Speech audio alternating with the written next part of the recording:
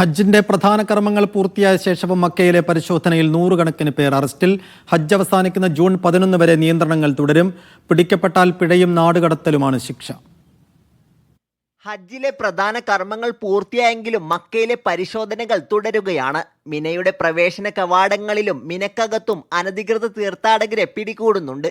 കഴിഞ്ഞ ദിവസം നൂറുകണക്കിന് നിയമലംഘകരെ ഇത്തരത്തിൽ പിടികൂടിയിരുന്നു. പിടികൂടുന്നവരെ വിരലടയാളമെടുത്ത് ബസ്സുകളിൽ ജയിലിലേക്കാണ് അയക്കുന്നത്. കടുത്ത പിഴയും നാടുകടത്തലുമാണ് ശിക്ഷ. ഹജ്ജ് പ്രദേശങ്ങളിൽ മൊബൈൽ പ്രോസിക്യൂഷൻ വാഹനങ്ങളും ഒരുക്കിയിട്ടുണ്ട്. ഉടനെ ശിക്ഷ നടപ്പാക്കുന്നതിന്റെ ഭാഗമായാണിത്. മക്കയിലേക്കുള്ള പ്രവേശന നിയന്ത്രണവും തുടരുകയാണ്. നേരത്തെ അറഫാ ദിനത്തിനു ശേഷം മക്കയിലേക്ക് പ്രവേശനം അനുവദിച്ചിരുന്നു. എന്നാൽ ഇത്തവണ ഹജ്ജ് തീർത്ഥാടകർ മിനയിൽ നിന്ന് മടങ്ങിയതിനു ശേഷമാണ് പ്രവേശനം അനുവദിക്കുക. കടുത്ത നിയന്ത്രണങ്ങൾ ഏർപ്പെടുത്തിയതോടെ മക്കയിലെ റോഡുകളിൽ പഴയ തിരക്കില്ല. തീർത്ഥാടകരുടെ യാത്രകളും എളുപ്പമാണ്. ഹറമിൽ കർമ്മങ്ങൾ പൂർത്തിയാകാൻ പോകുന്നവർക്ക് ബസ് മാർഗം തിരിച്ചെത്താനും സൗകര്യമുണ്ട്.